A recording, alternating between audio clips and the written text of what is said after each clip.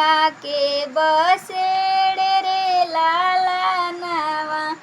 अरे निमिया चिड़ैया के बसेड़े रे लाला नावा। अरे हो तो फजीरे पापा चिड़ै उड़ी जाई है। अरे रही जाई है निमिया अकेले रे लाला नावा। बेटी के कुबोली जानी बोलिहा हो कवन पापा। बेटी है पराया के अधीन रे लाला नावा। अरे हो तो फजीरे पापा बेटी चली जाई है। अरे रह जाई है माया अकेले रे लाला नावा।